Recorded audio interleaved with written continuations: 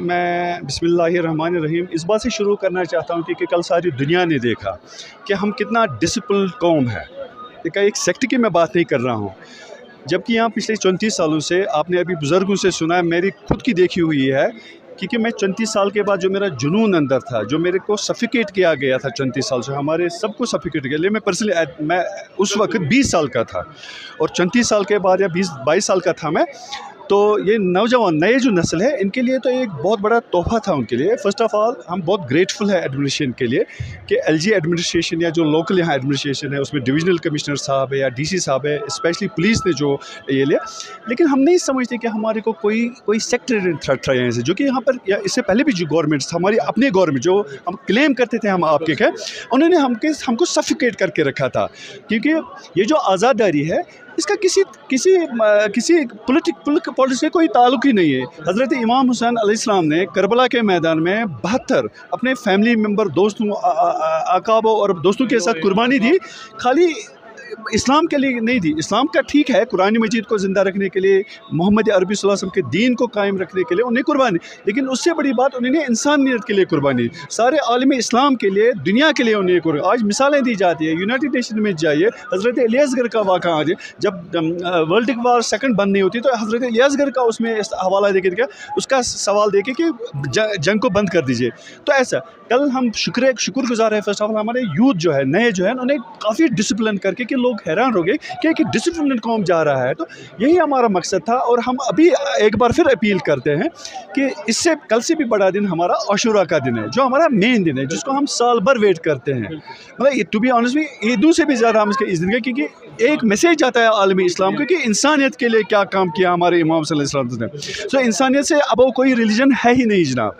तो हम यही इल्तिमास करते हैं और हम इल्तिजा करते हैं, रिक्वेस्ट करते हैं गवर्नमेंट अथॉरिटी, चाहे वो सेंट्रल गवर्नमेंट है जो आजकल हमारे पास हमारे ऊपर जो बैठे हुए अथॉरिटीज़ है, कि कल का दिन भी हमें इजाज़त दे दीजिए, तो ये एक मिसाल बन जाए हमारे। लेकिन एक एट द सेम टाइम मैं रिक्वेस्ट करता हूँ, इसमें कोई पॉलिटिकल पार्टी या किसी को इसका एडवांटेज नहीं लेना चाहिए कि हमने करके दिखाया, क्योंकि हमें पता है हमारे भाइयों ने जिन्होंने कुछ देखा भी नहीं था, लेकिन उन्होंने सुना था, राइटली आपने बताया, उन्होंने बुजुर्गों बापों से सुना था कि यहाँ से जुलूस निकलता, तो वो हम इस 8 मुहर्रम को सड़कों पे निकलते थे। हम लड़ाई के लिए नहीं निकलते थे, लेकिन हमारे को मजबूर किया जाता है, पैलेट्स लगाए गए हमारे। आप रिसेंटली देख लें हमारे जवानों के साथ क्या, आंखों में पैलेट्स, सरों में पैलेट्स, चेहरे पे पैलेट्स, इतना कुछ माहौल ख़राब किया जाता था कि हम खुद भी सफ़र अच्छा नहीं लगता था कि इस दिन के ऊपर ये पीसफुल होना चाहिए, एक मैसेज आना चाहिए दुनिया के लिए। बिस्मिल्लाहिर्रहमानिर्रहीम।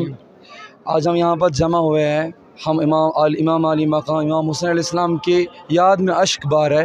लोग हमसे कहते हैं कि आप रोते क्यों हैं?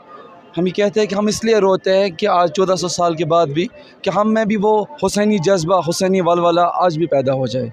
वो करबला के शहीदों ने उनका ईसार, उनकी फ़िदाकारी, वो हमारे दिलों में भी पैदा हो जाए। हम देखते हैं कि एक इंसान है करबला में जिसके साथ कोई नहीं है दुनिया में, लेकिन वो अकेला ही खड़ा है और अल्लाह की राह में सब कुछ कुर्बान कर रहा है।